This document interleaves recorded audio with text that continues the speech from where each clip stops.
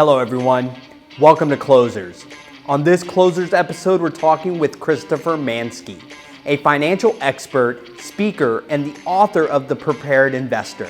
Chris has been praised, published, or quoted in the Wall Street Journal, Forbes, and many other publishings. He's a frequent guest on TV shows including Yahoo Finance, Think Advisor, CEO World, and numerous other outlets. In this Closers episode, we'll learn more about his background, what inspired the launch of his book, and discuss many recent business trends. Stay tuned for more. This episode is sponsored by Outfield. Outfield is a performance-based CRM company for winning sales teams. At Outfield, they know that sales is a sport, so they provide the one tool you need to stay on top of your game, a gamified CRM that optimizes your productivity and maximizes your performance. If you're looking to add a competitive boost for your team, visit outfieldapp.com and use the promo code CLOSERS for 10% off.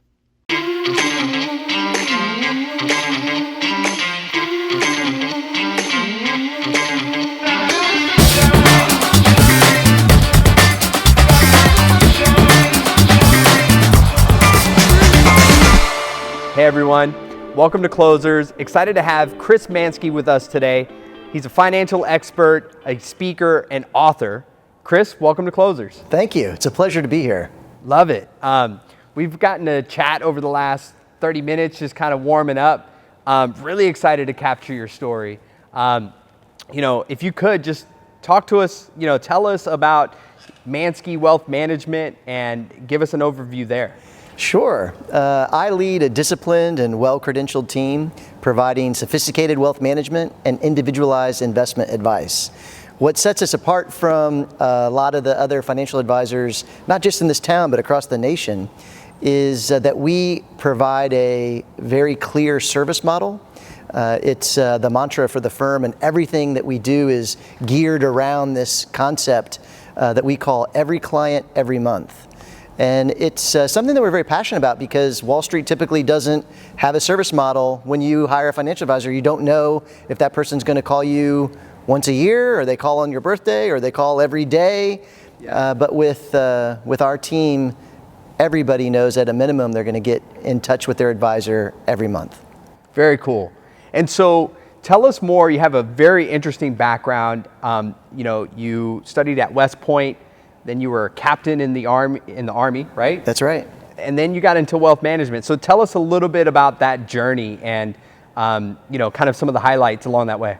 Sure. Well, the transition was a lot easier going from the military to the civilian world than I would have guessed, because financial service is very similar in mindset to being in the Army.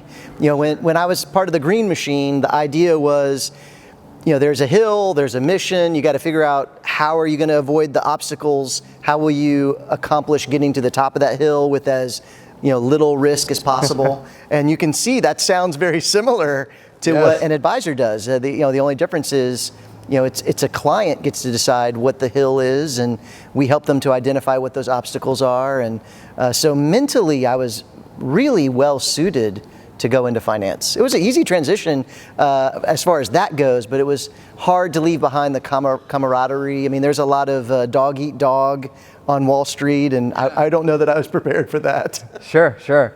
And a lot of leadership is instilled in those, years at West Point and as you were in the military, right, as a captain. So I'm sure that translated very well into your career as a financial expert.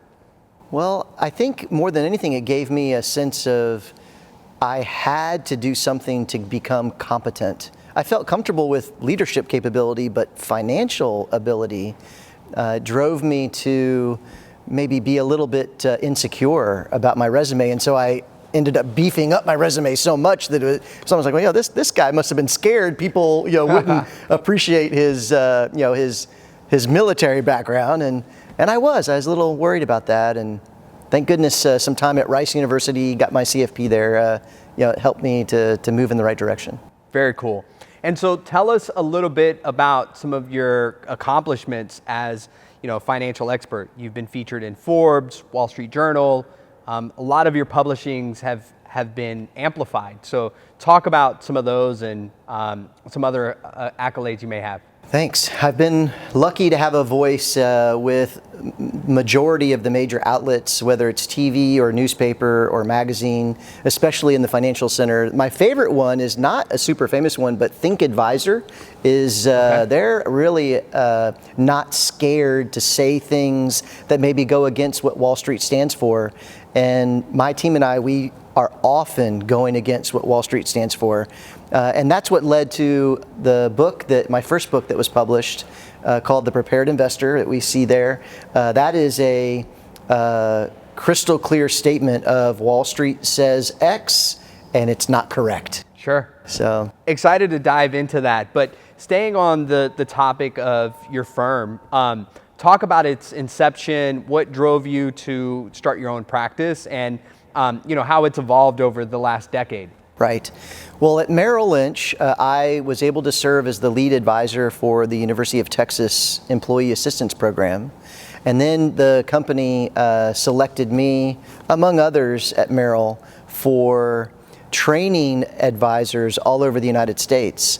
And as I had those experiences, it became clear to me that the client wasn't at the forefront of the typical brokerage model. Sure. And I wanted to try my hand at putting the client at the forefront. And one of the ways is what I had alluded to earlier is, most of the brokerages, the advisor decides, do they call their client today? Do they email their client today? How are they going to serve the communication requirements of that relationship? And what happens, typically, industry norms are, a client will hire their advisor, they'll get some kind of interaction with that advisor, but as the advisor's practice grows, that client might get less and less interaction. Sure. Because there isn't any standards on Wall Street for how to service the relationship. So that's the experiment that I started, and I started it over a decade ago. And I feel a little bit of vindication because Houston is the third or fourth largest city in the U.S., depending on how you measure it. It's hard in Houston to be one of the biggest. And now, 10 years later, we're one of the biggest, and that means that we must be doing something right. That's awesome to hear. Yeah, and the client first mentality, right? I think that as business models change, some of the antiquated processes stay the same, and not communicating and being effective, with your customer and your client and serving their needs is something that gets lost in, the discussion of profits and strategy and all these things, when ultimately you need to satisfy your customers. You're right. And so here's something that gets lost all the time, to talk to your point. When we go to receive service from almost any other industry, we pay them after they've done it. Absolutely. But not in the brokerage world. The pay is collected before anything happens. Whether you're doing it by fee or by commission, either way, the brokerage will charge the fee. And if you don't like how things are going and you want to get out, well, they have already collected at least a month or 3 months worth of compensation. And so that's just a perfect example of something that gets lost in translation. It gets lost in the weeds. And a team like mine, we're saying you're supposed to collect your pay in arrears, do the work, and then collect the pay. And that's what we do. And sometimes it's a big surprise when we get on the pulpit and start talking about it, because it's rare. And that's a differentiator for you. It is. Because you're focused on the customer. You're really taking some basic business models around customer satisfaction and customer success, right? And putting it at the forefront, right? Not making it an afterthought. So that's I like right. that. Thank you. Yeah. And so talk about your team. If you could really highlight some of I've seen you've continuously grow and evolve. So just share a little bit about the team you lead. What really is maybe some of your secret sauce, or maybe some of your we're an open book. I'm happy to share. Yeah. In fact, I could talk all night about the team. So to give you an idea of what I'm surrounded by. These are CFPs. It's there's a woman who runs my practice. There's another woman who is a financial advisor. She manages something like $80-90 million. There's a gentleman who he's managing about $120 million. And it wasn't that long ago he won a Wall Street Journal competition for analysis. Wow. You can't win a competition like that, just at the snap of the fingers. Another one of my colleagues, he's just a really sharp person with a theology degree. Very cool. And his practice helps executives with their single stock positions. But one of the things that I find outstanding about what he's done recently is he's got a networking organization that he started from the ground up that now is thousands of people. They'll have an event where there's hundreds of people that show up to his event. Wow. And you can't make that happen without some real go get 'em, and he's got a lot of that. Another one of my colleagues was featured in Forbes. Every year Forbes does these are the 5 stocks you should own this year. Okay. And one of his stocks was selected. And for me, it's just a real big sense of accomplishment, because I remember when I hired him out of college. Sure. And to be able to have an article like that in Forbes where they're saying, hey, according to Manskey Wealth Management, this is the stock to own. You can't be a fly-by-night type of person. They're going to do their homework. They've got thousands of advisors that are dying to get their words into that magazine. So it was, it just meant a lot to me. Yeah. Absolutely. No, I could imagine. I mean, it's being able to, find someone coming out of college, not necessarily, you're betting on them, right? You're betting on them and their potential, and now seeing them being, I would say, praised and recognized. Oh, yeah. Yeah, my latest hire, she's got a medical background, so she has a master's degree in audiology, and she sold medical equipment and then stayed at home with her family. And now coming back into the workplace, she wanted to try something different. And I give this team my loyalty, and they see that I did what they would like to do. Sure. And so, I think I'm a good resource for them, and I love being a resource for them. I really could talk about them forever. So if you come into my office, our conference room, there's a wall there that is just frame after frame after frame with their photographs and their accolades from Fiduciary News, Wall Street Journal, Reader's Digest, Money. It just, the whole wall is just this, glaring statement that, it's not me. Sure. It's them and their hard work and their expertise, and man, I feel so lucky to work with them every day. Love it. And so, thank you for that. Yeah. Shifting gears, love to talk about your book, The Prepared Investor. Tell us more about what drove your desire to publish this. What sparked the ideation in you to bring this to the market, and kind of give us that overall summary. Sure. Well, so a summary of the book, and then a summary of how it came to fruition. First, the book itself is about what happens when crisis strikes from a financial point of view, and how can you be ready for it. And it is a real slap in the face to Wall Street, because what Wall Street says is just stay the course. You're diversified, don't make any changes, don't rock the boat. And that is like a stopped clock. It is right. There are crises where that makes perfect sense. So the stopped clock is right twice a day. But there's plenty of examples in history where with just a little bit of preparation, you can protect yourself very well from the turmoil, financially speaking, in a crisis. But you also can get ahead. You can, grow your net worth in the face of crisis. And so that's what the Prepared Investor does. And it's been compared in the news to Malcolm Gladwell's book called Outliers. Yes. Yeah, Outliers says people think they know what success is, but there's more to it. There's another way to look at it.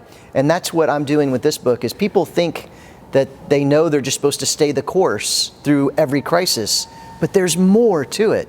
And it's not written for financial experts, it's written for everybody. And love that. Yeah. So how it came to fruition. Yeah, tell us that. I began my career in the year 2000. That's when I left the military and became a Merrill Lynch advisor. And shortly after 9/11 hit. Wow. And so I got to see what happened financially speaking, and it just really stuck with me that all of the smart people in the room were telling me that we're going to have years where the markets are down, and it just wasn't true. The market rebounded very quickly. There was a lot of pain and suffering that lasted for a long time, and I don't mean to discount that, but for the markets, there was a down and up that happened in a relatively short period of time. Sure. Especially if you compared it to, we'll be down for years. It just wasn't that way. And so because I was brand new and I was really listening to my mentors and to the people around me, and then comparing what I was being told to what was reality, it stuck with me that there's something going on there. And when I had the time and money, I paid for some research to be done on how crises affected the markets, and that research came back and there was a glaring, clear pattern. Sure. And I initially thought, oh, well, someone has already written about this. This is already named after somebody for sure. And turns out, no, it's something that I think needs more light shown on it. And I hope that my book helps the zeitgeist to absorb this truth. Definitely. And the stock market is a large set of data. Yeah. And so if you're looking at it from a macro perspective, right, you can see that it does this, right, to some degree. But when you kind of look at it from a micro perspective, you see those, ups and downs and different trends that you can analyze. Yeah. And so what were some of the common, data or what was some common similarities that were across different crises that you noticed and picked up on? Well, one of the common things is that the crisis financially does not happen as long as we feel like it happens. So that's the first thing. And that bounce is something that, it starts to look the same crisis after crisis. There's that same V-shaped pattern. Oh, look at that. There it is again. And, and when you look at the newspapers and you can see, the verbiage is one of, tuck in and get prepared for years of problems. And it's accurate that there are problems, but it's not accurate that the market is behaving that way. So that was one thing that I saw. Another thing that was very clear, and there is quite a bit of literature on, is that investors they'll react to the crisis at a very shallow level. So for example, the Gulf War, oil's, and so what happens is the oil stocks look really different from the rest of the market. Sure. Or 9/11, airlines, the airline stock, they looked really different from the rest of the market. And so there's a very predictable expectation here for the next crisis. And all that's necessary is a little bit of education, a little bit of staying in tune with what's going on, and you really can protect and even grow your net worth in the face of crisis. Sure. I think, in summarizing what I captured from your book, it's that there's no understanding of when the next crisis is, but knowing that there's a crisis to be had, right, is the best mindset to take. Is you have to prepare. You have to understand that, tough times are coming, right, and not be reactive to it, just be prepared. Right. I think you've hit it on the head, is that you can't predict the day that the bad thing will happen, but you can be ready for it. And one of the examples I used in the book that we talked about earlier was a flat tire. We can easily be prepared for it with a little bit of education, the right tools in the car, ready to go. I know how to change a tire now because I practiced. Okay, well, I'm prepared. I don't know when the flat tire is going to hit, But when it does, there's things that I can do to get back on the road moving toward my appointment. And that's a much different feeling for investors than stick your head in the sand, stay the course, just try not to panic, try not to panic. Well, heck, you're saying the word panic a lot. I'm thinking about panicking. Sure. But if if you're prepared, you feel different, and that means that you're going to perceive things differently, and you won't be so scared on the side of the road with that flat tire. You won't be as nervous. Not saying there's no fear, but it won't be as bad. Sure. And same thing with the markets. When the market drops and you see your portfolio change in a way that is uncomfortable, it's a different kind of uncomfortable when you're prepared for it. Yeah, and I think in what I'm capturing of this is that there's a lot more emotional pain, right? Because you're looking at it, it's there. It's like, wow, this significant drop, but really the recovery is a lot shorter, and you don't remember that in hindsight. You always remember of the worst times, not the weeks coming afterwards where it just kind of gradually got back to where it was. You're right. So there's a whole vignette that I wrote in the book about what happened after 9/11 struck. And the whole idea of that short story in the book is to show the reader that all of this that we're talking about, everything you're reading right now, is the aftermath. And it's the fear and the suffering, and it's the truly terrible aftermath. But it's not the stock market. They're separate. Sure. And it's good for people to catch on to that. Just like you have to catch on that, my spare tire, it's not the same as the regular tire. When I'm driving on the spare tire, I'll drive slow, because it's not the same. They're two different things. I have to do things differently. And so that's I've gotten a lot of compliments and comments about the power of that vignette, because it wasn't that long ago it happened, and many of us still remember it, and it triggers people. It's like, wow, I'm remembering that. And that feeling as you read it, I believe, drives home the point of just how poignant these crises can be to our feelings, like you said. Definitely. And that's different from what's happening with our money. Yeah, and I think that, we'll kind of dive into this here shortly, but when you look at retail investors that are getting into the market now, right, they're not as disciplined to remove emotion from their decisions as someone who's doing technical analysis and is really looking into understanding position and potential. Sure. Right? And so I think when you're in the news, when you're reading headlines or even FinTwit, as we talked about, that's right, yeah. It's hard to kind of break away from the noise and understand what is, what are the benchmarks to look for. What are the, positions that you want to take?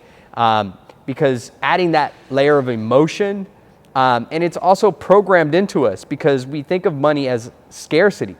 Right. Right? But, everyone has money, right? To some degree, right? Even, panhandlers have money, right? But we're programmed around scarcity of money, and then when you tie in that emotional aspect to the decisions you're making, it compounds on you. You're right. There's two things that I do in the book. One is I show people how to break through that noise by setting up specific columns just to take notes. You don't have to do those columns specifically, but really breaking it down. Like, look, this is the information that if you can just capture that, record it, look back at it over time, you're going to see the pattern without any emotion. I mention in the book one of the action steps is who specifically to pay attention to at the global level, because there are only so many nations that really do have market moving capability as far as nations that have nuclear weapons as opposed to a nation that doesn't. Sure. So there are leaders that are worth following, and there are leaders that maybe if you wish to, but for the purposes of being prepared, you can set that aside.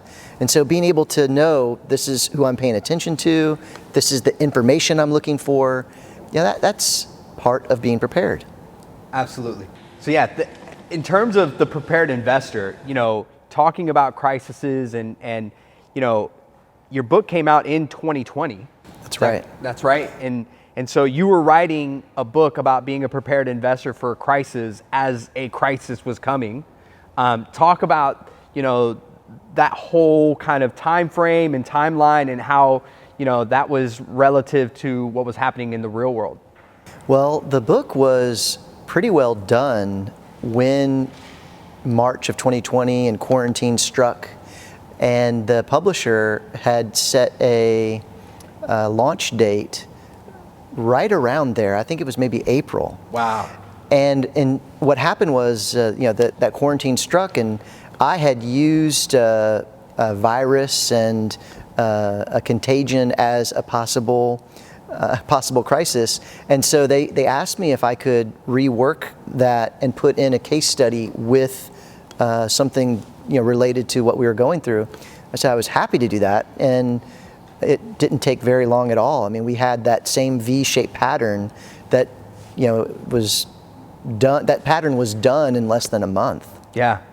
March 18th was like... Yeah, March 18th was a bad time. That was the day. Yeah. March 9th to the 18th was where things got a little hairy. And so that case study, it's a beautiful walkthrough of here's what happened, then this, and look, everything you've read, because it's the last chapter before the conclusion, everything you've read up till now has been looking backwards and theoretical, but now look, let's apply it to what just happened. And it works out beautifully and drives home the point of we can grow our net worth, because I make a point of saying, here's the steps that anyone could have taken, knowing what you knew from the chapters before. And I took a bit of a risk because I was on TV when someone asked me, were you prepared? And I played the humble pie as I'm supposed to, and I said, well, I don't think anyone could have been completely prepared, but I did make a point of saying, but here's a position that we took. And I was very specific about, what we had purchased. And sure enough, I mean, if anyone had listened to that and done the same thing, they would have made about 75% profit in just a few months. Sure. So I mean, it was a wonderful exposure for the book to reality. Yes. It worked out wonderfully. The hard part about that is it's a crisis, and there's just nothing that's truly wonderful about people being locked in their homes and not being able to see loved ones and spending holidays, with masks on. And there's nothing wonderful about that. But from a financial perspective, there's more that can be done than just what Wall Street is telling us. Don't just stay the course and do nothing. There's work that can be done that will improve your situation. Yeah, no, I think that's really eloquently put, because, there's, at the end of the day, there's winners and losers, right? There always are. And when you're anticipating what's coming, and you kind of have an understanding of, I believe it, maybe 2013, the Obama administration began investing into, public health organizations and trying to, contain something like a COVID, right? So there was some signs from our government like, hey, we're monitoring this, we're anticipating this, right? And I think using that lens, right? It's always easy to go hindsight 2020, right? But using that same lens to look at future crises and what could potentially be coming down the pipe, just based off of the way that, governments and businesses are kind of preparing for what's next. Because they're leveraging data, they're leveraging, the intel of the world, and understanding that this could be something that could be of risk to the community or a risk to our business. So kind of looking at that and, understanding those is really what the prepared investor is setting you up to do. Trying to make sure that you've got the tools to take in what's going on around you and be ready to change the tire when it needs changing. Yeah, love that. Well, Chris, thank you so much for coming on Closers. Really enjoyed learning more about your practice, your journey, your book, just how you were really on the cusp of what was to come. You and wrote about it and launched it in the middle of a pandemic. I'm excited for what's to come. You know, your practice is growing. You've got another book on the horizon, and just, you know, your whole mindset around, you know, taking what's being told to us and questioning, you know, the status quo, really speaks to you being a closer and how, you know, you're going about your business. So thank you. Thank you. Yeah, awesome. For those that tuned in, thank you for checking out Closers. Can't wait to catch you next time.